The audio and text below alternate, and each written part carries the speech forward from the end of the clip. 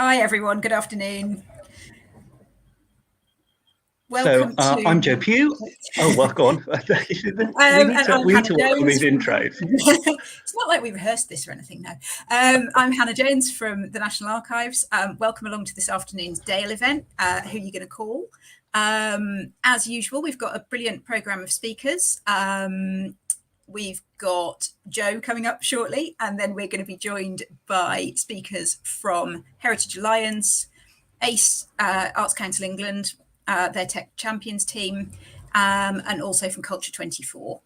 As usual, we are going to be tweeting along with the session. You can follow along with the hashtag Dale_ideas. And if you've got any questions for our speakers, please post them through the chat box in YouTube. Just to say that there is a short lag between you posting comments and it coming through to us. So if you want to post questions actually while the presentations are still going on, please do, because otherwise we'll all have to sit around and do interpretive dance for a couple of minutes before we can make a start. So I will be sending out a few reminders just to get people chatting. But yeah, if you've got any questions for any of our speakers, please do drop them in the chat, and we'll try and have a short Q&A session after each presentation. And if there's any other questions, please do just let us know. So I think that was everything we need to cover. So as our first presentation for the afternoon, we'll go over to Joe, who's got an update on Plugged In, Powered Up, our digital capacity building strategy. Thanks very much, Hannah. So I'm not going to speak for very long, but I mean, obviously the purpose of this session, we called it Who Are You Going to Call?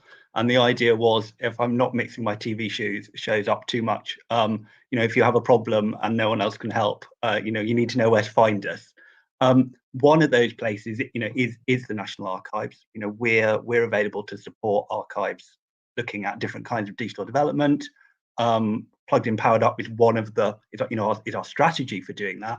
But my Twitter account is open, my inbox is always open. We're always happy to answer inquiries. One of the main planks of Plugged In, Powered Up is obviously novice to know-how for people looking for digital preservation support. And I'm always keen to say, so if you're looking for a place on novice to know-how, that is open for November at the moment. And that's, you can take the access modules that we've developed separately, or you can take the whole program if you haven't done that yet. So whether you're interested in whether it is about access provision for you, and you've got a digital preservation solution up and running, and you're interested in providing better access, or whether you're still thinking about dips and sips and all of that kind of stuff, then that's up, and I strongly recommend it. We're focused not just on digital preservation. I'm very interested in access and digital engagement. And to that end, we're running a survey at the moment to help us develop our digital engagement toolkit. So there are lots of really great resources out there about digital engagement. I'm looking to collect them together to make it really, really easy for archives professionals.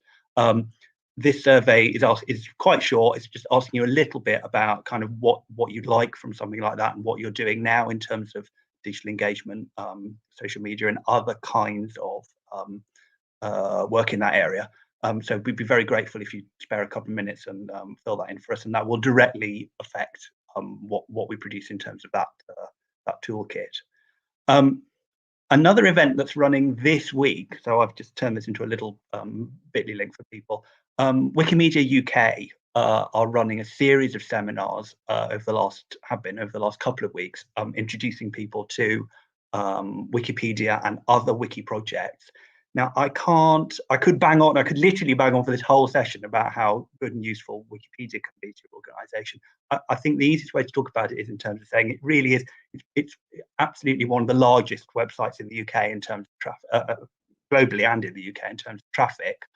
So it's the most amazing shop window for your organization's content, for stories about your collections, and for sharing your collections knowledge. So if it's something that you haven't got involved in, and you'd like to know a bit more about how to edit Wikipedia, about how to monitor traffic on Wikipedia, for example, to see how your content is performing there, then I really recommend these sessions that Wikimedia UK are running. It's a really good opportunity to kind of dip your toe into this world of kind of wikis and wiki content. And I'm sure they'll be running more sessions, but the last one in this series is this Thursday, the 21st. So if you're watching the recording, do bear that in mind. And the final thing for me to say is that we're running the third round of our successful peer mentoring program. I'll be opening applications for that in about 4 weeks, and that's to support archivists who are interested in developing a digital project.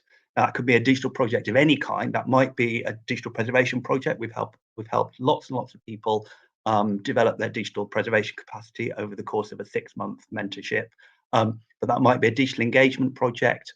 It might be about improving access to digital records or digital holdings in your organization. We can match you with a mentor who will support you to deliver that, or to develop delivery of it, because not all of these things can be suddenly, as if by magic, delivered in 6 months. So we're matching mentees with mentors, and I'll be circulating details of how to sign up for that within the next few weeks. So that's all from me. I said I would keep it short. I've tried very much to do that. I'm going to drop Hannah back in, and I'm not too. I mean, if there are questions, obviously I'm happy to. But I'll be here all session, so feel free to ask me anything over the course of this session, and I can answer any questions later. But I think you'd probably rather hear from our other excellent speakers, so I'm gonna let Hannah take it away. Okay. Thank you. And just to say, the peer mentoring program is fantastic. I was lucky enough to be one of the mentors last year, and it's a really great program, and to sort of see the advances that some services are able to make in the space of 4 or 6 months with some really good tailored support. It's a really good program. I don't know if Jo wants to be lumbered with me again this year, but I'd be very happy to participate. So but very happy to have you again. Yeah, do get in touch. It's a really great program, and we've seen some really good results. Anyone who joined us at the last Dale session will have heard from Rosie Visor from the Garden Museum, who was really able to sort of take forward the museum's digital preservation program, having participated in the first round, I think, of the digital peer mentoring program. So yeah, it does deliver some really tangible results.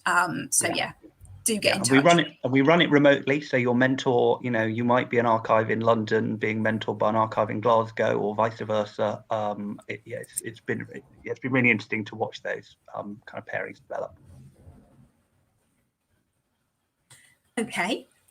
Let me just check the questions. Yeah, we've had a couple of questions about where people can get information about the peer mentoring program.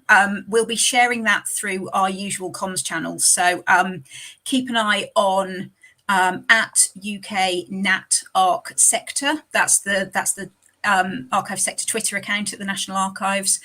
We'll also be sending it out through our sort of usual communications channels, or if you want to email Jo or I, if you need specific details. We haven't launched the program for this year as yet, but we can certainly keep you posted when that does go live.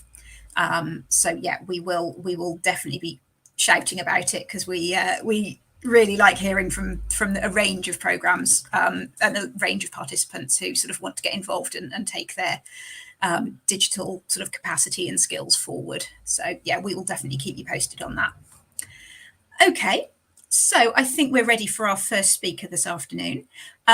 We're joined by Lizzie Glithero-West from Heritage Alliance, who is going to be talking through some of the resources that they've made available in the last 6 months or so through a program that they've been working on. So Lizzie, over to you. Hello, I'm just going to attempt to share my screen, and in this strange hybrid world that we now live in, I'm back in the office with one screen and trying to do this, so do bear with me as I attempt to do this. That's absolutely fine, Lizzie. Now, can you see my slides? I won't be able to. I won't be able to see myself. Nothing's coming through yet, I'm afraid. So you can't see those slides? No, you do need to hit the share button within StreamYard. Right, just bear with me.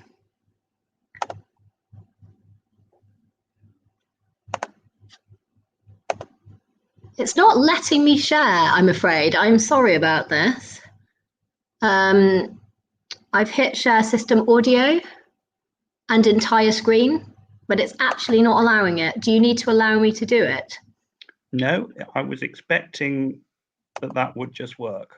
Right, try again. Clicking on a few things. Yes, I'm seeing something now, so I can drop that. Certainly sharing whole screen. Excellent. Yep. There we go. Over there. Good. Sorry about that. It's slightly ironic, isn't it, that sometimes working from home now we're able to better actually share some of the digital stuff that we have. So can you see me? Can you see the screen? Yes, and I'll drop us out. Yeah. Thank you. Thanks very much, Lizzie. No problem at all. Sorry about that. So good afternoon. It's a real pleasure to join everyone today. I'm actually here to talk about the National Lottery Heritage funded programmes we've been running at the Heritage Alliance. They're free to access and they've already supported about 2,800 individuals live and over 1,000 organisations. It will be interesting to know if any of your organisations have actually taken part in Heritage Digital so far. So who are we? I don't want to assume that everyone knows who the Heritage Alliance are. So we are the umbrella body for the independent heritage interests in England. So that includes everyone from archives to historic houses, museums, conservation, archaeology, through to science, construction and academia as well. We calculated a little bit before my time that we think we represent around 7 million volunteers, trustees, members and staff. And I think that number's probably gone up with the National Trust and the membership of everybody else as well. And we focus on a number of different things. So we're known particularly over the years for our lobbying and our advocacy work, and particularly how we influence legislation policy, and we bring together the voices of all of our membership. And we do a lot of networking. We bring the sector together to particularly have conversations that are relevant to why heritage is part of a force for good in society and why it matters that government and other decision makers pay attention to it. But we're also doing a lot more in that capacity building space, helping our members and the sector to grow. And what I'm talking about today is in that space as a part of our digital projects. So first of all, I'm just going to give you a little bit of an introduction to Heritage Digital, which is our overarching programme of digital support. So this all started in 2019 and was part of the lottery's Digital Skills for Heritage, which was a 3-year, 2.6 million initiative, which was designed by the Heritage Lottery Fund to provide free advice, resources and training across the UK sector. And they work with a number of partners to particularly, I hate the word pivot, but we're using it a lot, to kind of pivot their provision really into focusing on the changing priorities of the sector during COVID and through a pandemic. There was also $1 million extra additional cultural recovery funding, which provided a particular focus on digital innovation and entrepreneurship, and that's part of some of the next phases as well. But we brought a particular consortium together as Heritage Alliance because we've got a particular cocktail of provision that we've given before. And part of that is that we bring the heritage expertise, but we know that we need to bring in those who are experts in particular areas that relate to, say, business support or crisis communications. And in this particular area around digital skills, around media skills, and also expert areas such as copyright. So we've been working with a particular group of providers, working closely with them, and it's gone so well that we're moving through to another phase with them. So they would be Charity Digital, the Media Trust and Naomi Corn Associates, in addition to the Heritage Alliance. So this consortium was brought together in about 2019 and combined the strengths of the various parts of that consortium. And our first programme, which a number of you may have had something to do with, was the Heritage Digital programme, which started to deliver in spring 2020. And that has finished its first phase. And the screenshot I'm showing you at the moment is our website. So do go and have a look on that site. There's a lot of resources that are now available on there that range from guides, which I know, for instance, there's part-timers that I work with who particularly like those because they can dip into them in their own time. There are case studies on there of looking how this is relevant to certain types of heritage. And you can also watch back some of the webinars and clips, and there are blogs on there too. So lots and lots of resources in that first phase.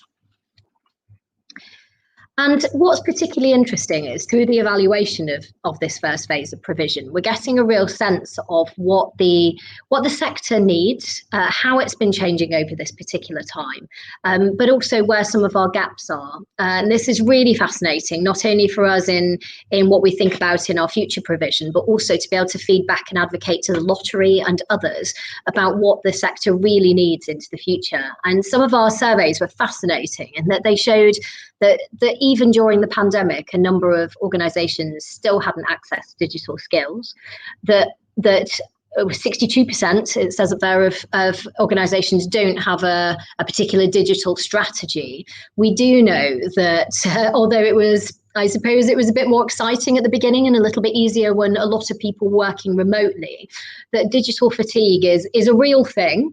A lot of our organisations are creating policies to support staff in this space. People feel over-consulted, over-surveyed, and we're definitely kind of moving through into a period where everyone's trying to work out what hybridity and a future hybrid working environment might mean for the sector. There's increased demand around digital responsibility, understanding copyright. I think some parts of the sector don't necessarily know what they need to know in that space until they have a bit more of an understanding of it.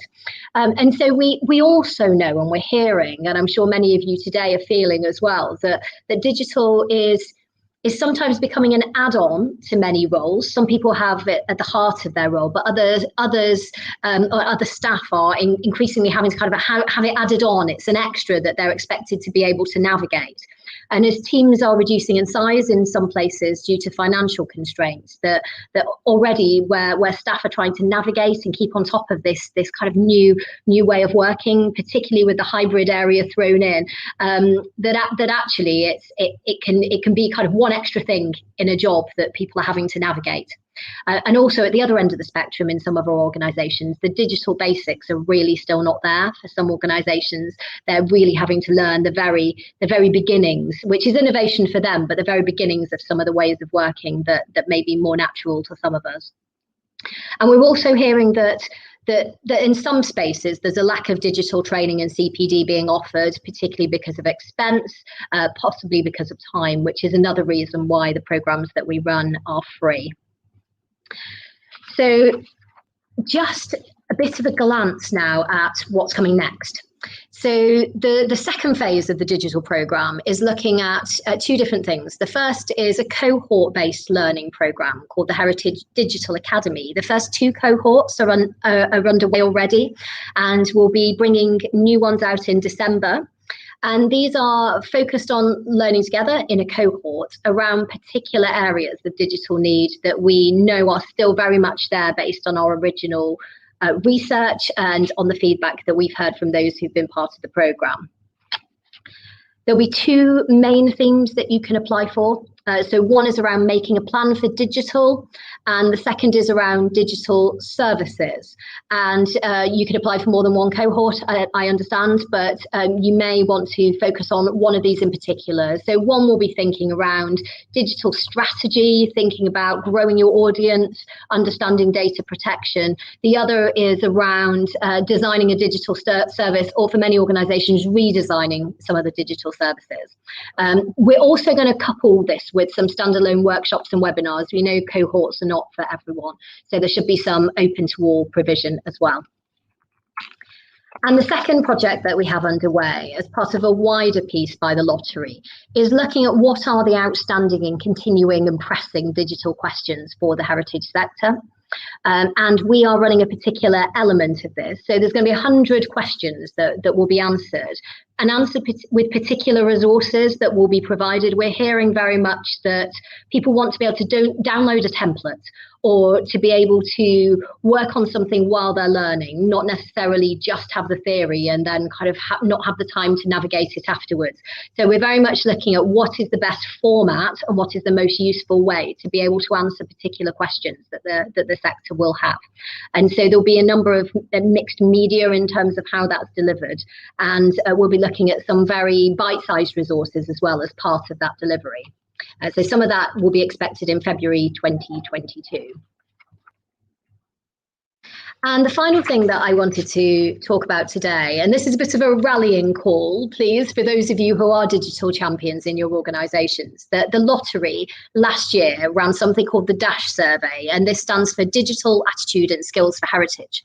And what this looked to do was to be able to inform the lottery to really know where their investment genuinely needed to go in this whole area of digital innovation and understanding where people were on that spectrum, through from the basics through to the kind of innovative end of what digital means for an organisation. But what they also did is they created a tool. So the DASH survey is really useful for three things, I would say. So one of them would be around your own personal reflection. What is it that you feel you need to help you do your job and help you be able to navigate what is a changing digital space right now? The second is that a DASH champion will gather the views of the organisation and you'll be able to get a real 360 view. It's a brilliant tool. It's free and can be used by any size of organisation to get a real sense of sentiment and capability and skills gaps to help inform your future strategy. And then finally, we know very clearly that the DASH survey has very much influenced what the lottery are investing in right now. So responding on this will help them to be able to frame their future provision really much better for the sector. So the Alliance is helping to run this survey this year, and I'm really very much hoping that those who are listening today will go back to your organisations, sign them up. It only takes about 5 minutes for the initial sign up, and then become a champion for your organisations to get this out to the wider colleagues that you work with.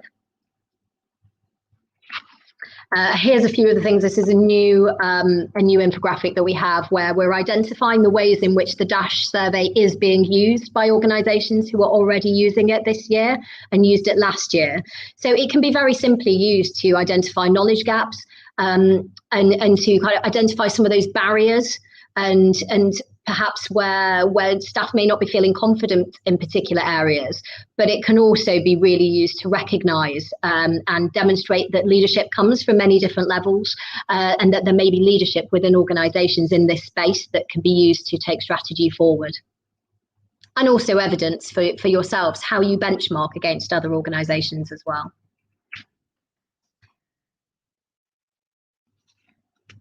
So this survey is finishing in November, towards late November. We're encouraging people to sign up now. It will take a little bit of time for you to get the word out in your own organisations and to be getting that 360 perspective. So it requires about 10 people within an organisation to give a real picture of the tool for use in your own organisation. I'm going to hope that this video works. This is GLAM in Oxford, so the Gardens, Libraries and Archives, just talking about the DASH that they used last year and into this year from their own perspective. So I'm going to hope that this plays so that you can hear from a colleague in that space. Hello, my name's Helen Adams and I'm the Digital Engagement Lead for the Gardens, Libraries and Museums, known as GLAM, at the University of Oxford. We're a mixed heritage organisation of 6 sites across the city, including the UK's oldest botanic garden, its first public museum, and the second largest library. The collections comprise more than 20 million items, and we have more than 1,300 staff and several hundred volunteers. We're an academic organisation supporting teaching and research, but we're also Oxford's main tourist attraction. We didn't take part in DASH 2020, but I became aware of it when I was doing research into how the COVID-19 pandemic has intensified the digital divide. Digital technology and the internet is now at the very heart of how we work, communicate, consume learning and entertainment, and access public services. So this has far-reaching ramifications for heritage organisations like ours that hope to encourage greater engagement and participation among target audiences, many of whom are at risk of digital exclusion. And it became clear that this issue wasn't just about our publics, but that we had to think about our staff and volunteers too. Some of the findings from the 2020 report really chime with me and reflected some of the enormous changes that were happening in our organisation, particularly in the rapid pivot to digital that's happened since the onset of the pandemic. For example, the data showed that participants had identified accessibility, licensing, and using social networks as some of the areas that they felt least confident in. And moving forward, we want to empower more staff to create web content, engage on social, and pursue online revenue opportunities. And so it was really useful to see that we may need to think about investing greater support in those areas. We would like to use the DASH data from 2021 in a variety of ways to identify the areas in which our staff would like support and training, and to build that into CPD plans and other measures of staff well-being and satisfaction, to understand their preferences on how that training is delivered, whether it's through self-led video tutorials or peer-to-peer group environments. We'd like to use it to streamline new, inclusive and collaborative ways of working, to look at job descriptions and recruitment priorities, and to frame the digital elements of grant applications. We'll use it to create more sustainable and wide-ranging remote volunteering opportunities. And finally, we'll use it to benchmark our digital literacy against the rest of the sector. Digital transformation is a rewarding but difficult process, especially in a large, multi-site and long-established organisation such as ours. And DASH is a really easy way to gather information on what we do well collectively when it comes to using digital technologies and where there's room for improvement. The fact that it is anonymous helps respondents be candid and transparent in a way perhaps they might not be in an internal audit, and it only takes them 10 minutes to do. So all in all, it's time really well spent, and I thoroughly recommend it.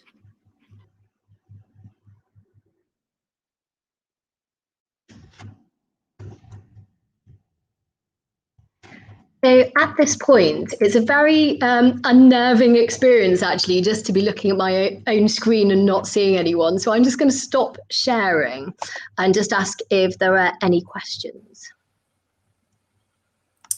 Thank you very much, Lizzie. We have had a few questions coming up. Firstly, we did have a question around the eligibility for Heritage Alliance. Are there any limitations? Is it just limited to charities, or can anyone sign up for the resources that you've got available? So in terms of the resources, most of the resources are completely freely available for everyone UK-wide. In fact, we know that international audiences are using them. All the stuff that's online, completely free, you can just access them. I would have to check and let you know about the cohorts, whether that would be charities only, and I'll come back to you with that particular criteria on that one.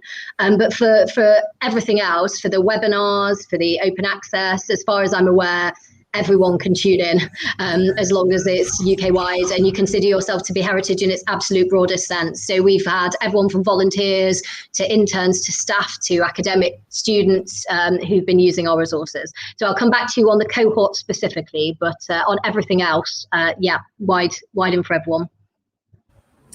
Fantastic, thank you very much.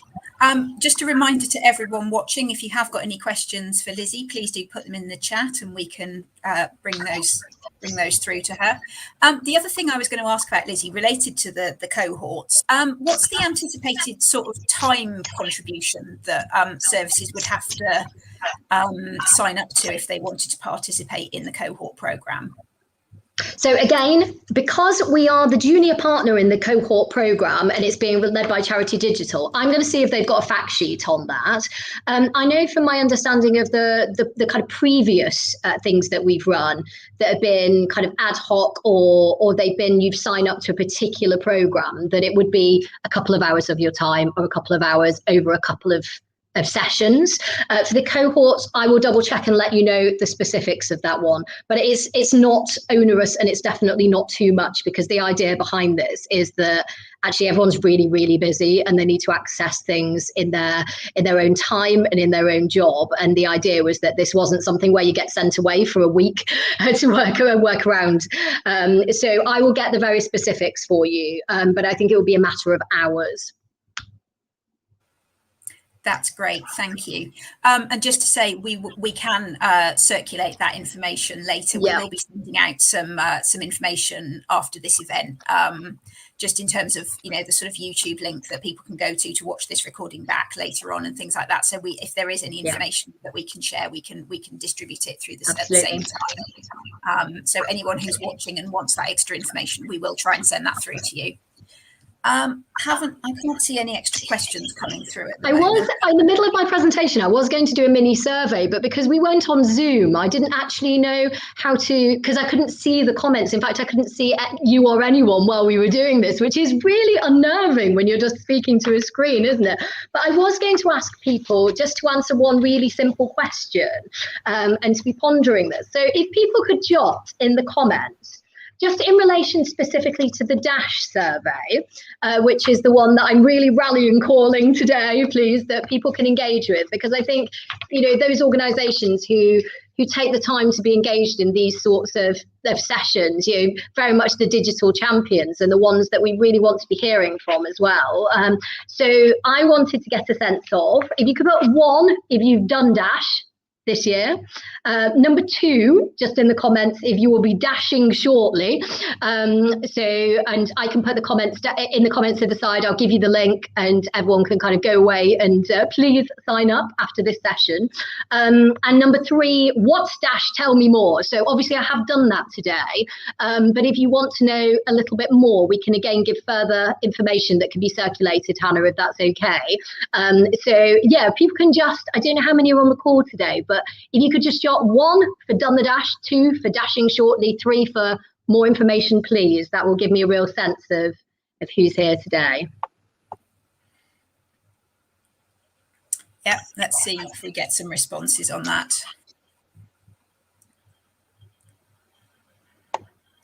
So if you can just put 1 in the chat box if you've already participated in the DASH survey.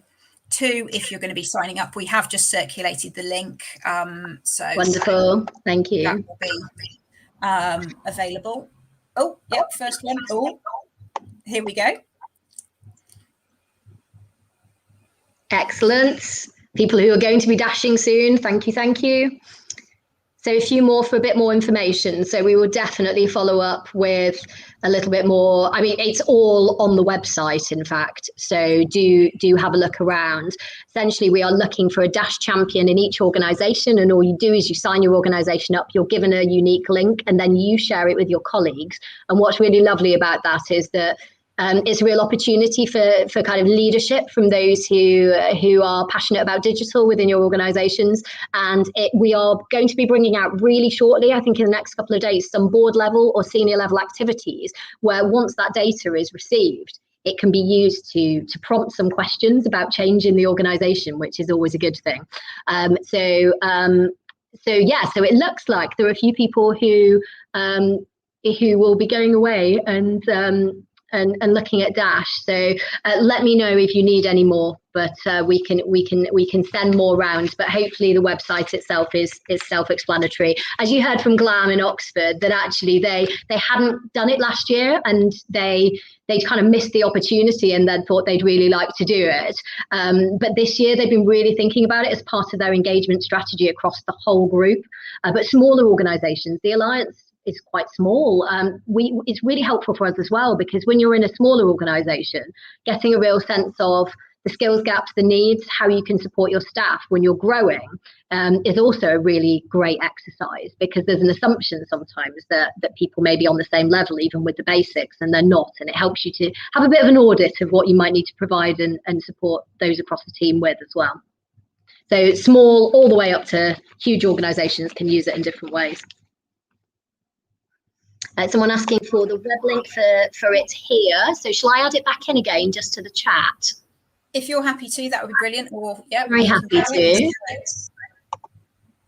Shall I do that when I drop away now? Because I think we're coming to the end of the time with me, unless anyone has any other questions about any of this.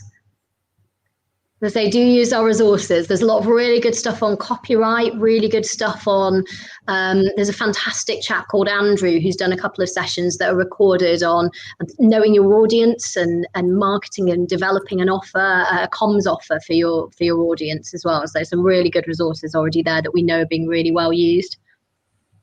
I'll drop all those into the chat in a moment. I've just put the survey link in again, so that should be showing up. Thank you.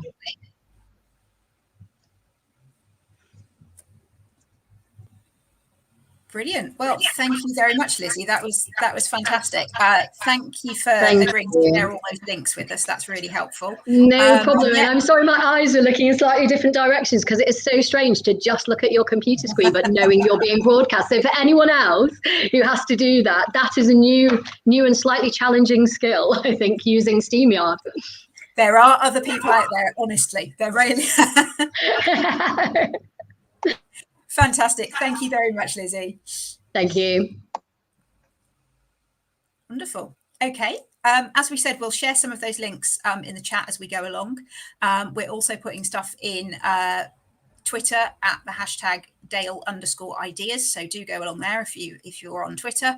But now we'll go over to our second speaker this afternoon. That's James Akers from Arts Council England. And James is one of the tech champions. He's going to be giving us some more information on the technical champions scheme. So James, over to you. Thanks, Hannah.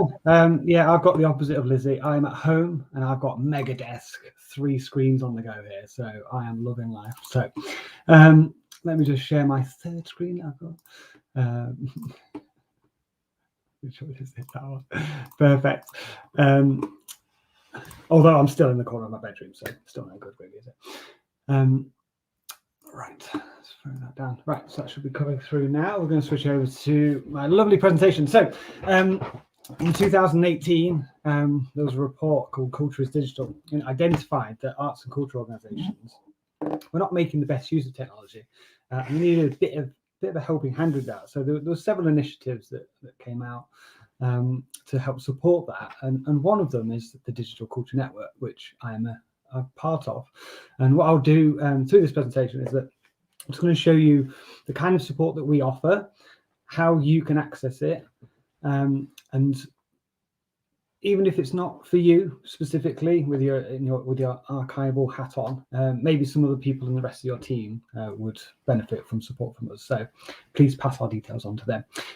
But the most important thing to take away with you today is just this one, which is this is our email address. Because most people just drop us an email and ask us some questions. If you're unsure whether you can get support from us, or you've got a burning question that you'd like help with, just drop us a message and we'll get back to you. I'll explain in a bit, we've got 9 different tech champions with different skill sets. And it's if you're an arts and culture organisation in England, I know some of you won't be, but if you are, then you can get one-to-one support from one of the tech champions. If you're not, you can access loads of different support in lots of different ways as well. So you're not missing out on all of it, but there's arts and culture organisations in England will get one-to-one support. The rest can access all the other wonderful support that we have, which I'll go into. But we're here to help the sector harness the benefits of technology and to achieve their digital ambitions, which most organisations have many and far-ranging ambitions. And we do that by providing practical support and training. We broker partnerships with the tech sector, and we share best practice and signpost to resources that are already out there. There's so much content, but we find a lot of organisations just need that just a bit of focus of going, I'm trying to do this. I can't type into Google what I'm trying to do. I just need to speak to somebody. So we have lots of those chats with people. So over the last 2 years, we've worked with, we've supported about 2,000 different organisations now. So we've got a really good idea about what kind of things arts and cultural organisations need help with.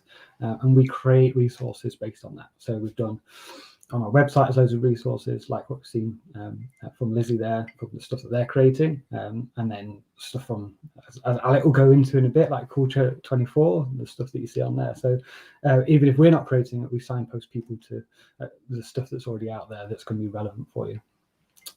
So yeah, we also do lots of webinars around all the different things we see as well, to help support you through that. And all the recordings are available for free online on our website and our YouTube channel. So the partnership side of stuff that I wanted to talk about, we're doing more and more of this. We've been around for 2 years now, and we've been extended for a further 2 years. So we should see more and more things, wonderful things coming from the team as well. But back when we could get together, we did this kind of stuff. We got together in a room with lots of people. And this was a partnership that we had with Google Arts and Culture. So that was helping promote the stuff that they were doing for Google Arts and Culture, such as the Culture Cam, whatever I called it. Cool. Yeah, I think it's that what it's called. So they had, when we ran one of these events in Manchester, they actually brought the camera along with them, and I was absolutely loving it. It's like ridiculously high definition camera that if you're part of the Google Arts and Culture initiative and sign up with them, they'll bring this camera to your gallery and photograph your artworks in high definition for free, which is wonderful. And that allows you to do things like this, like create stories around the content that you have. So that's stuff that's sitting on your wall in your gallery, or in a drawer in your archive. You can bring to life and tell a story around. And because in this just really specific example, they're using that camera to capture things at such high resolution, you can zoom into different parts of an image. So for example, into this Frida Kahlo one, it's talking about the dress, what the importance of that for Frida, and why she chose to paint it herself in that self-portrait and use that. And it just enables you to go deeper into your archive and tell those stories that your wonderful archives have lots of. So we're continuing with our partnerships. We're doing more stuff with Google Arts and Culture. A lot of it's been online recently, obviously, but over the next 12 months, we'll hopefully be able to do things in person again. But the core of what we do is the chats with people. We support them. There could be really short chats. There could be long chats many times, but we're here to support the sector. And we do that by having some champions. So Lizzie was talking about some digital champions, but we are tech champions. That is the most interesting job title I've ever had, I think. So I'm going around with my cape on, championing tech. But we're here to, as I say, do one-to-one support, run training sessions, do workshops, and then create the knowledge articles. So what I'm just going to talk about now is I'm just going to introduce you to them, because it's always nice to see some friendly faces, and then you can make it easy for you to get into contact with you, because you know the people that are behind it. So first off is Mark, and we're all based in England. We're a national team, but we've got one in each Arts Council region. Mark is up in our Newcastle office up there, so covering the northeast.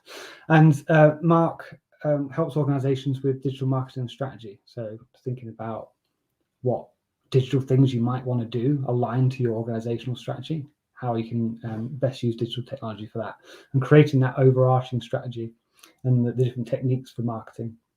A lot of people have a chat with Mark first, and then a chat with the rest of the team, because it leads on. It's like you need to have a strategy in place first before you dive into a piece of content that you're creating for social media. But Mark's got loads of resources and lots of experience around this. One of our newer tech champions is Hansel. So he's our search engine marketing and optimization tech champion. So all about getting your website or your content or your collections and archives, getting them visible on search engines, because they're so important. And with Google, so I'm just going to take a glass of water. With Google, they obviously have google.com, which most people use, but the second largest search engine is YouTube, which Google also owns. So getting your content visible on these platforms is so important. Have a chat with Hansel, he'll help you through that. But again, on the website, loads of different resources around that, about surfacing your content. And if you want to do any advertising, another benefit of signing up for Google Arts and Culture is the Google ad grant. So you can access $10,000 a month of free ad grants if you're part of that program. And Hansel can help you get the most out of that and actually spend the money as well. Next is Roberta, who's in our Nottingham office, so covering the East Midlands region. And Roberta, everybody's got a website. So if you've got a website and you need some help with it, have a chat with Roberta. And again, resources online around that, all about making your content accessible and, in all the different ways. And if you're thinking of doing a redesign for your website, have a chat, because Roberta can help you with the brief, really defining what you want that website to do before you hand it over to an agency. We've had feedback from loads of different agencies just going, this is the best brief I've ever seen. It's so detailed and just get straight to the point. So wonderful feedback for Roberta there. And she is one of our busiest tech champions, because everybody's got a website. Everybody wants it to be the best it can be. Next is, again, one of our very, very busy tech champions, and one very much linked to what we're talking about today is Dean, and he's our video and digital content tech champion. So all about licensing, live streaming, the equipment you might have in-house already, against the budget you have, that kind of stuff. So streaming platforms, we're using StreamYard today. And Dean's been testing all that out, all the different platforms to make it accessible, as easy as possible for your users to access your content. And Dean absolutely loves tech. So if you want to have a chat to him about any kit or anything like that, he's in his element. So please do have a chat with Dean. Emma is no longer with us. She's left the team. She's not died. And she is our e-commerce and merchandising tech champion. So we are going to be recruiting another e-commerce and merchandising tech champion. But she's helped loads of organizations over the last 2 years, like launching online shops for additional revenue, or making use of collections and archives to, as we mentioned there about licensing with Dean, is actually using the content that you already have to use print on demand things to then have your own shop, additional revenue coming into your organization. So when we have someone in place with that, or if you know somebody who's really good at that stuff, who would love to work as a tech champion, please let us know. Next is Hayden, who's our social media tech champion. So he's down in our Brighton office, covering the South region. And Hayden knows so much about social media. It's unbelievable. Whenever I speak to him about it, it blows my mind. He knows, all the different channels, the techniques, the content, how to structure your marketing calendar, all that kind of stuff. So if you need help with any of the channels, identifying audiences, he's the person to speak to. Absolutely brilliant. And then Peggy, who we met for the first time 2 weeks ago. We actually met in person, but she joined way back in March last year. Before this lovely period we've had, is our email marketing tech champion, and she can help really make the use of the database that you have if you're collecting email addresses. So a welcome series of emails that you might want to run, taking people on a journey through the different parts, and surfacing again maybe your archive, and telling the story about what you're doing and how you're doing it as well. Email marketing is still such an important channel, so please have a chat with Peggy if you'd like help with that. Phil, another one of our new tech champions.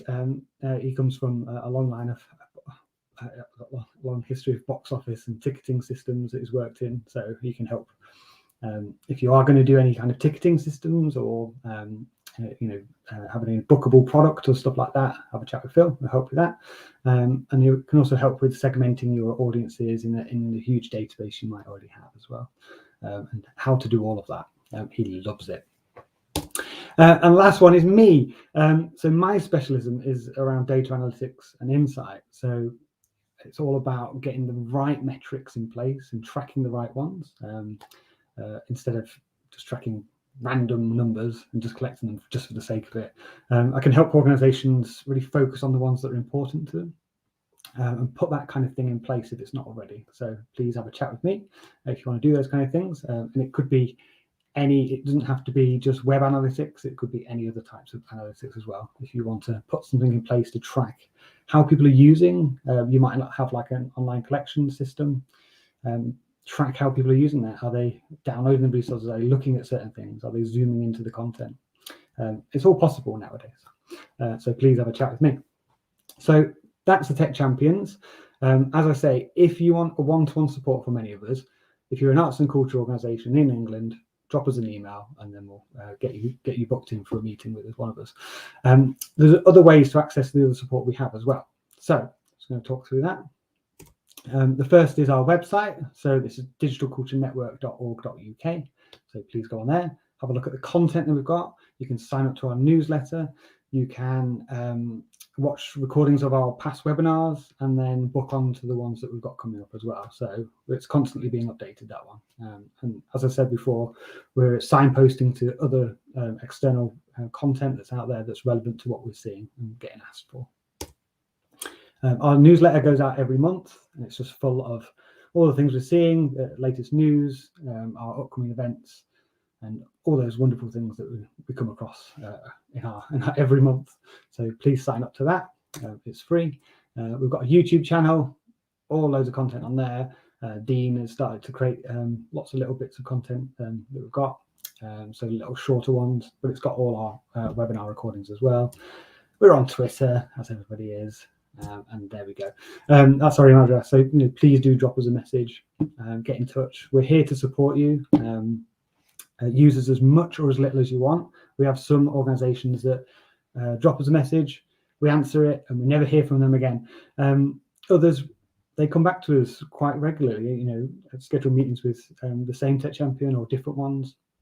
And then we have the ones that like to collect us like Pokemon and move throughout the whole Tech Champion range. So I don't know who's got all 9 so far, but there must be a prize for such things.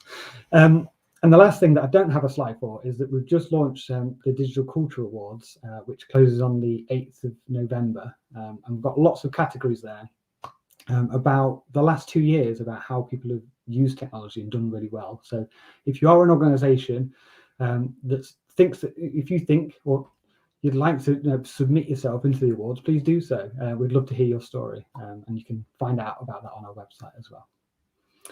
So that's me. Thank you very much. I'll stop sharing. Are there any questions that we've seen coming?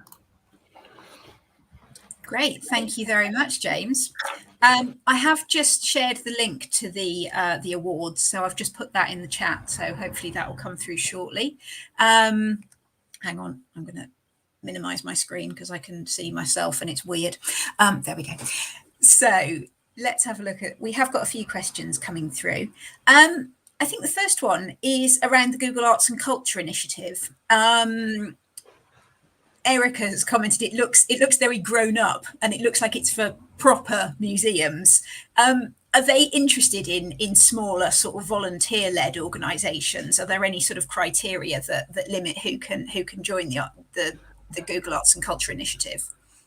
Not that I know of. I don't think there is a set list of who they work with. I think we have a contact there called Moira, and we're always having chats with her. And whenever we have an event, people are like, "This is amazing! Surely this is for the big hitters." But it's not. It's not just for them.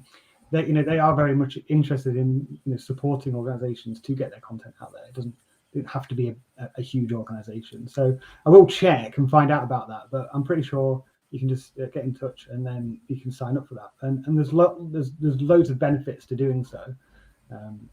But the thing is, with you as arts and culture organisations, or whatever you're doing, you have got the content, and Google wants more of it essentially. So always remember that they're offering these things for free because they want people to find this content. They say that they're trying to enhance what you're doing and all that, but actually they want your amazing content because you're the gatekeepers for that. So they'll work with you. So don't worry about it. Have a chat with them and do some amazing things. Great, thank you. I can't see any more questions coming through at the moment, but I'll keep an eye on those. The other thing I was just going to ask about is, I know you mentioned that your Tech Champions team are based all over the country, but presumably you can contact the person who's got the best knowledge for the particular area that you're interested in. You don't have to go, oh, but we're in the Northeast, so I can only talk to the guys in the Newcastle office. You know, it is very much the whole team is available there to help you, you know, regardless of where you're based. Yeah, that's right. Yeah, we work nationally, so you know, today I've already had chats with people down south and you know all over the place, and yeah, we have regions just because we want to try and improve those kind of regional connections, and that's something that we'll be doing as well. But yeah, if you've got specific support that you need, drop us an email to that general email address, and then Jen, our administrator, will point it to the right tech champion. And if you go to the Meet the Team link that I've also posted in the chat, there is a button that actually says get in touch. So you can just sort of go through that link as well. So if you go to the Meet the Team page where James talked us through the various team members earlier, then that's the other way that you can kind of contact the team and get that conversation going. So, you know, do get in touch because there are some fantastic resources. We've shared assorted links as James has been talking, so hopefully we'll be able to pick those up. I guess the other thing that would be interesting to kind of get a bit of a steer, I mean, are you able to give an example, James, of just sort of maybe how an organisation that you've worked with has been able to develop their digital offer, you know, maybe in the last 12 or 18 months. So, you know, perhaps going from a fairly basic level of knowledge to sort of where they are now. Have you got any, put you on the spot, Hayden, you know, if there are any, you know, any examples of how that, you know, how services have sort of utilised the resources available, I think that would be brilliant to hear about.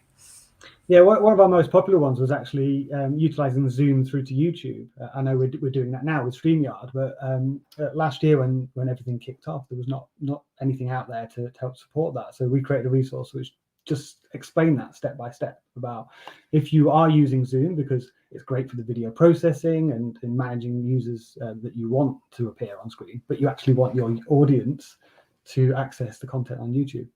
How would you go about that? So yeah, we had a few organizations that used that and then did a premiere of their theatre show or dance show it was online, and then they had a Q&A through Zoom, but it went through to YouTube afterwards. So it was just amazing to see them going from completely physical space stuff through to presenting it, doing a premiere, having a Q&A online, and then going through to YouTube as well, just based on, you know, us supporting them through that. It was great to see. That's great. And I think, you know, the other thing that I've certainly seen from previous Dale sessions that we've done are people kind of going, oh, but, you know, we're at a really, really early stage and we don't know if we should be bothering people yet. And it's like, yes, please do, you know, get in touch because, you know, we're not going to turn around and go, well, you don't know enough stuff, you know, go and learn some things and come back in 6 months. You know, that is the purpose of a lot of the resources that are out there that have been developed, both by, you know, your own team and Heritage Digital and Culture24 that we're going to be hearing from next. It is, you know, of services of all sizes, whether they are just volunteer led or they have got paid staff, or, you know, regardless of your size, or, you know, your service offer, there is content out there that is there to help you. That's it, yeah. And there's no stupid questions at all. You know, we tried to make, I think we all tried to make ourselves as accessible and approachable as possible, because, you know, we're here to help. You know, that's what we're here for. Brilliant. Right. I can't see any additional questions coming through. But I'll keep an eye on those. But thank you very much, James. That was really useful. As I said, we have shared the various links in the chat, so people should be able to get to that. But if you have got any further questions, keep those coming in. But James, thank you very much for joining us today. And I think we'll now go over to our third speaker this afternoon. And we're joined by Alec Ward, who is joining us from Culture24. So, Alec, hello. Over to you. Thank you very much. Okay, I'm just going to try the screen sharing. Screen 2. Okay, is that my presentation? Talking to the ether. I'm going to assume it is. A little bit too far. There we go. So, hi everyone, and thanks very much, Jo and Hannah, for inviting me to speak this afternoon. I'm Alec, and I'm the Digital Skills Manager at Culture24. So just a little bit about Culture24 to act as an introduction. We're an independent charity, and we help arts and heritage people to develop confidence, imagination, and skills needed to build meaningful connections with their communities. We lead the sector in developing the necessary skills and literacies to use digital as a force for positive change, with a focus on building resilience and capacity so that organisations and the people that work in them can respond to the challenges and opportunities of the next decade. So I'm just going to share a little bit about what we're up to over the coming months and how you can access those opportunities to build your digital skills, your literacies and your confidence. So just a quick overview of what we do before I get into some of the detail around those programs and opportunities. For a very long time, we've been developing and delivering courses and workshops to build digital skills, literacies and confidence. And we work a lot with museums, predominantly through our ACE funded sector support role, but our work does very much go across the whole of the heritage sector and beyond. And we're really passionate about connecting people through cohort-based action learning and research programs. And we very much believe that change is best made together when we work together, and it's most successful when it's embedded within our working practices. We manage a number of digital platforms like Museum Crush, which is based around sharing stories around collections, or Digital Pathways, which is a platform created to share and highlight resources for improving digital skills and literacies. And we regularly provide consultancy within the UK and internationally, and we've run a number of exciting projects here and abroad over the years, and with some more exciting stuff on the horizon, which I can't talk about now, but will be coming out in the next few months. And finally, we're all about connecting and supporting networks and communities working in and around digital, either through our work directly or out through externally outside of the projects that we're managing. So we currently have a few opportunities that might be open to some of you through our Arts Council England funded sector support work. We joined Art Council England's national portfolio back in 2018 as a sector support organisation, or you might have heard of them referred to as SSOs. Through that work, we'll soon be offering a number of consultancies, which are individually tailored for senior leadership. The programme offers sort of free strategic advice for directors and senior managers of museums, and it's aimed to help build their digital capacity and embrace digital change practices. And the next round of those consultancies will launch in the new year. So if you're an archive which is associated with a museum, you may well be able to apply for that opportunity. So do look out for that. You might also be eligible to apply for a place on one of our digital leadership courses, which we deliver for and through Museum Development England, again, as part of our SSO work. And we work with each individual region, same as how James was describing how the tech champions are based, to deliver sessions on either digital leadership, assessing your organization's digital capacity, or digital storytelling. And these courses are very much aimed at sort of smaller organizations, and each course is broken down into 3 workshops. It's very much down to the individual regions as to who can apply and to attend those sessions. So if you work in an archive that's associated with a museum, again, then you'll likely be able to get a spot.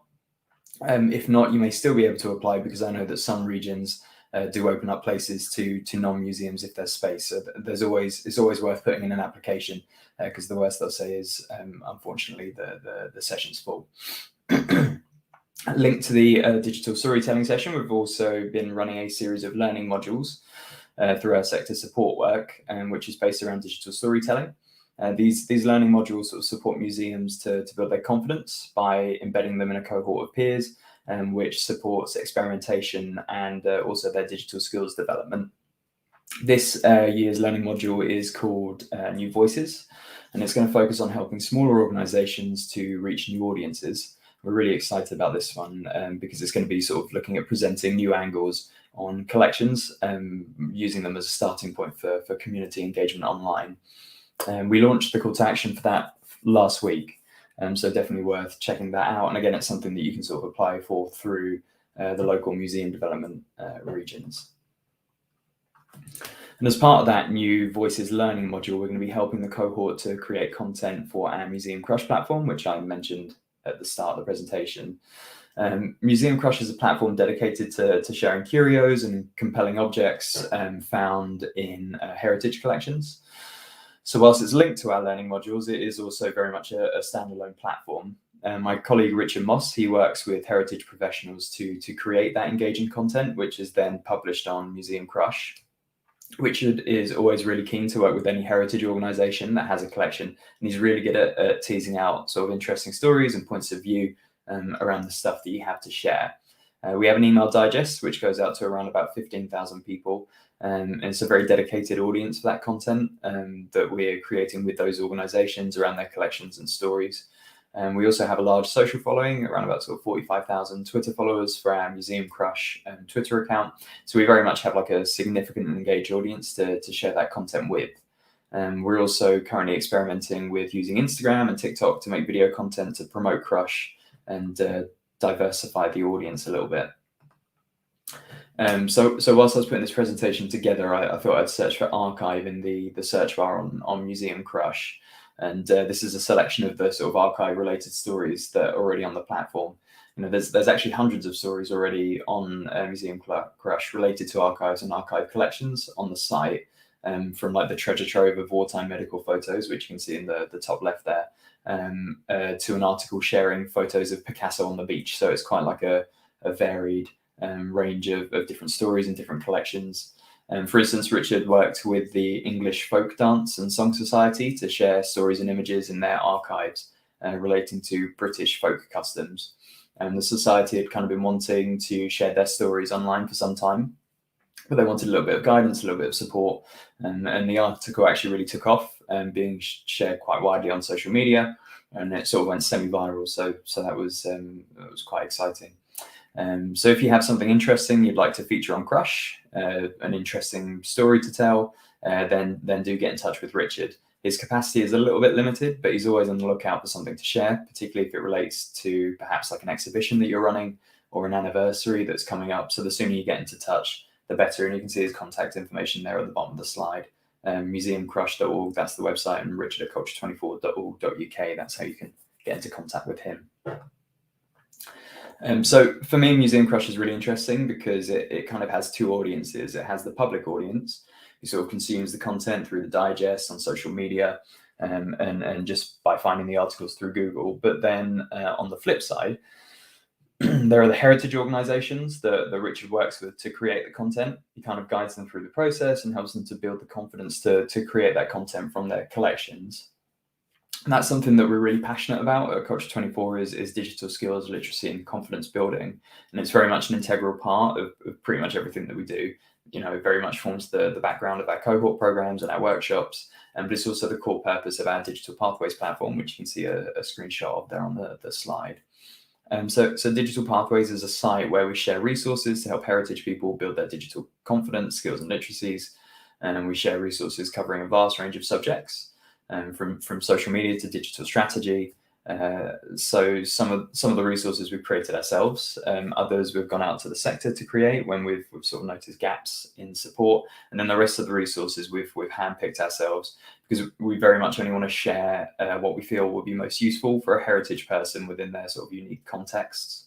And we've actually signposted a number of resources created by the Ace Tech Champions and the Heritage Digital team because they do excellent work. But we do also signpost to stuff from outside of the sector as well. And each resource comes with what we call a resource card, which basically contextualizes the piece, explaining why it's useful and how it could benefit you and your work.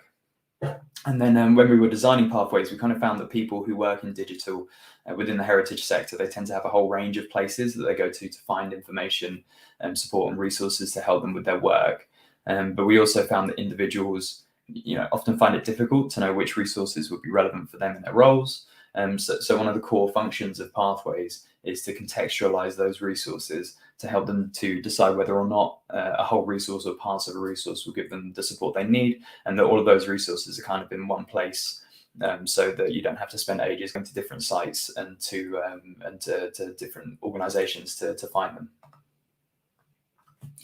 So we're always adding new resources as we find them, and we're creating resources when we see the need. And pretty much every program that I've mentioned in this presentation, even if you're not eligible to apply to take part, they will have resources and case studies, research and reports, all created throughout the process of the program, and all of which will feature on Pathways free to access. And over the coming months, we're going to be publishing a series of new resources as well, so do look out for those. And we've actually just published one of those new resources, this one looking at an introduction to TikTok. It's created by Abby Bird, who's the communications manager at the Black Country Living Museum. You may have seen, but they've had a sort of recent huge success using TikTok over the last year or so. And Abby's very much sort of spearheaded that. So it's really exciting to have her create this resource for digital pathways. You can find it at the bit.ly link at the bottom of the screen there, bit.ly/TikTok. Dale, but you can also scan the QR code with the little dinosaur in the middle. If you've got a phone with a camera app, or if you have a QR code scanner, you can just scan that. It'll take you straight to the resource if that's something you're interested in. We've got more new resources coming, from like live streaming for learning audiences to an introduction to immersive tech. So we've got a real sort of broad range of new resources coming. And as the rest go live, you'll be able to find them on the website, Digital Pathways, but we'll also share them on Twitter. And our Twitter account is @Culture24 if you want to follow us there. And we also have a series of in-depth resources, which are called Pathways, which guide you through a sort of specific topic. And I thought I'd just highlight 2 examples, which you might find interesting. One focusing on the process of digitization, which is packed full of information around the process, the equipment you may need, and further resources for support. The other pathway focuses on supporting heritage leaders to improve and develop their digital literacy. The resource was supported by the National Lottery Heritage Fund as part of their Digital Skills for Heritage initiative, which we've already heard a little bit about this afternoon. The resource is very much about being reflective as an individual, thinking about your own skills and literacies as a leader, but it's also about building the digital skills and confidence and capacity of the people who work within your organization. So it could be a really useful resource for you, but it could also be a really useful to sort of signpost colleagues towards. And we're also currently working on a pathway around SEO, search engine optimization, which James was talking about, the SEO tech champion, their SEO tech champion earlier. This pathway is going to be a real in-depth look at search engine optimization, specifically aimed at heritage organizations. So the idea of a pathway is that you can read the whole thing from start to finish, or you can jump in and out of different sections if you already have a little bit of background knowledge on the topic. So if you're interested in SEO, and you definitely should be, because it's something that's quite important for how you manage your website and how people find you online, then this is definitely going to be a resource to look out for. And we're hoping to have that published in the coming months or so. So there's currently about over 130 resources on Digital Pathways, and we're adding more on a weekly basis. These are two other resources that I thought I'd quickly share with you, because these 2 resources make up almost like the foundation of our programs. Whenever we're starting new workshops and new programs, we always introduce the cohort, the delegates, to these 2 resources, one looking at understanding and mapping digital skills, and the other looking at understanding and mapping digital activities. And the idea is that these 2 resources will help you to sort of plan for new digital activities and to help you improve current digital activities as well. And both resources have like a sort of activities within them and a guide to those activities. So again, follow those 2 bit.ly links so that you can check those out if you're interested.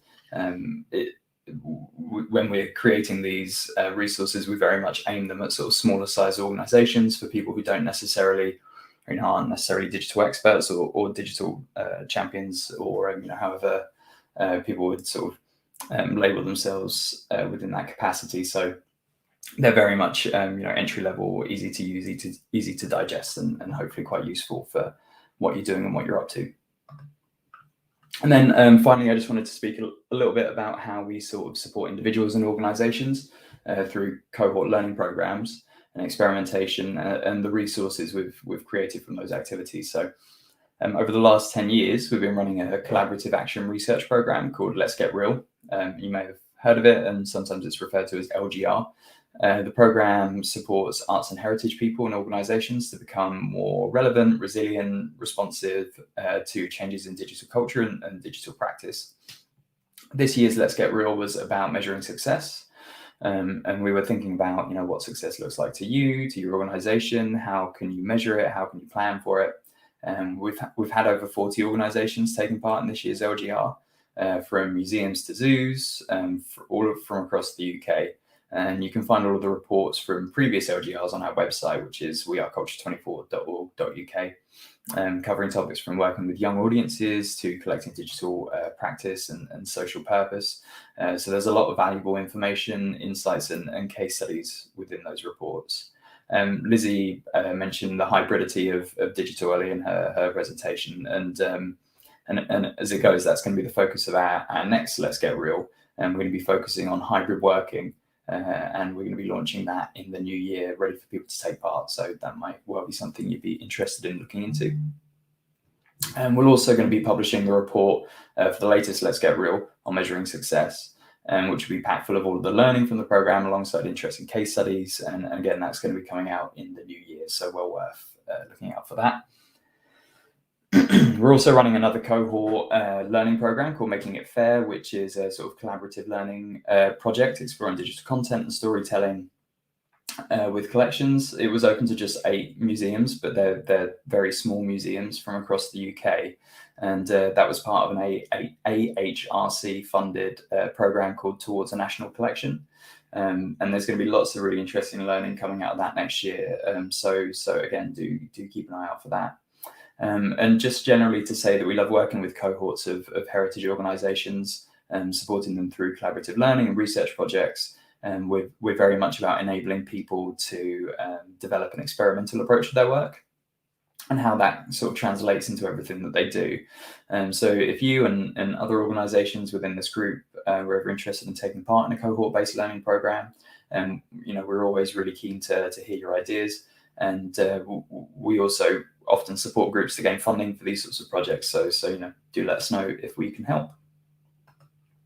So that's just a sort of overview of the support that we're currently offering and what's coming out in the near future. Obviously, I can take some questions now, but if you wanted to chat about anything specific, then do feel free to drop me an email. It's alec@culture24.org.uk.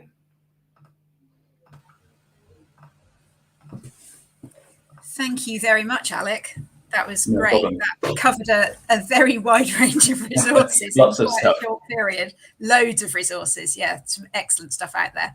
I'm just waiting to see if any questions come through from our audience. But I think, it's worth sort of highlighting, to some of our participants this afternoon that it's almost, I really like the Digital Pathways pages, just because it's almost like a sort of it's a bit of pick and mix, isn't it? There is so many resources on there, and they, some of them are really really good entry level guides, to the resources out there. I know you do the sort of 101, which are the sort of entry level guides to whether it's utilizing Facebook or there's one on Google Analytics, which I've pointed people to in the past. So I think that's one of the things worth highlighting is, regardless of the size of the organization that you're working in, there is content there that you can use and start building a sort of digital platform from there. 100%, Really, really useful resources. I've also had to play with the QR codes. I've had a little tinker with that while you were talking. Right. I was like, oh, it worked. So they're really effective. So really, QR codes are really easy to make with Google. If you just sort of right click on any page, there's an option to create a QR code for it. See, everyone, live training. I'm not sure if it's on all web browsers, but it definitely works on Google Chrome. Fantastic. See, I've learned something this afternoon. No questions coming through as yet. I guess sort of one of the things I wanted to ask was, well, again, it is that kind of thing of around how services can kind of stack those different resources and use it to develop an offer, because as you said, some of the guides you're now using are sort of more in depth, and as you said, you can either work your way through one of the whole pathways, or you can just jump in if you need particular support or advice about a particular strand. The other way that I use them, I use the digitization one quite a lot. I find particularly for services who are thinking about digitization or advocating for digitization, I think is the other really useful way that they can be utilized. Because if they need to talk to higher level management and actually go, well, this is what a digitization strand would look like, this is what we would need to be able to do, they're a really good introductory resource for that. So I think that's the other thing worth highlighting is that thing of use them as a starting point, and then you can build from there. And obviously combining all of the resources that we've talked about this afternoon, whether they're from Culture24 or from ACE or from Heritage Digital, there's all sorts out there that services can use to kind of develop their offers in different ways. Yeah, I mean that's kind of the idea of digital pathways, is that some of the resources we've created ourselves, others we've gone out to the sector to create, and then the other ones that we highlight, we've sort of sourced ourselves from the sector where we think they're most appropriate, and it's got a pretty good search functionality. So if there was a topic that you're quite interested in, be that social media or digital strategy, whatever you want, you can just type into the search and it comes up with all of the relevant resources. And then the sort of key to it is the resource card on each individual resource. It gives you like the sort of context around what it is and why it might be useful, so that you don't necessarily spend ages reading through a resource and then realizing that actually, no, that's not what you wanted and not what you wanted to do. Yeah, really, really accessible, really, really good sort of introductory, and really easy to find your way around. I find the Digital Pathways website as well. Really like it. No, thank you. It doesn't look like we've got any questions coming through. I will just double check just in case there's a lag. No, doesn't look like we've got anything. So no.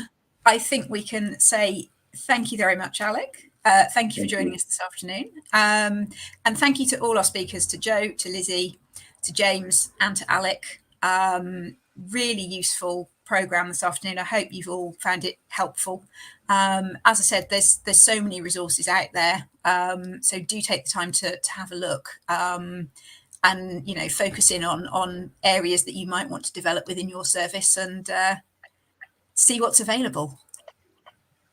Yeah, there's no need to. This is a difficult area, but there's no need to suffer in silence. Help is out there for whatever it is that you want to develop. If you're looking at your content and thinking, we produce really good stuff, but it doesn't get the views that we think it should get, then there are search engine optimization and other resources out there for you. Or if you're thinking, actually, we don't think our content is that great, what would better content be like? Again, there are lots of resources out there. So just take a little bit of time to think about where your needs are, and there's something out there or indeed a person out there to help you.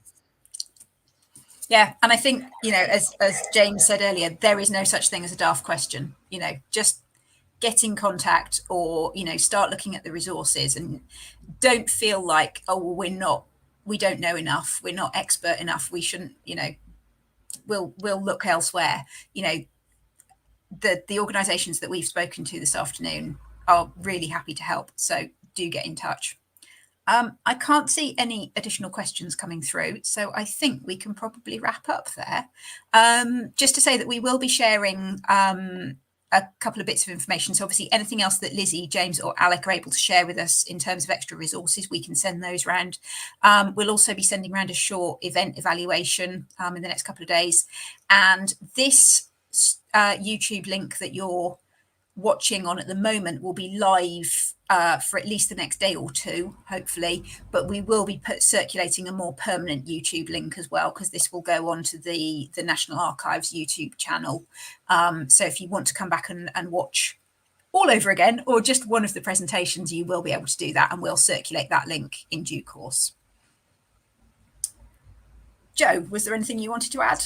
No, that's all from me. So I think we'll say over and out in that case. Thanks very much for joining us. Thanks, everyone. Bye.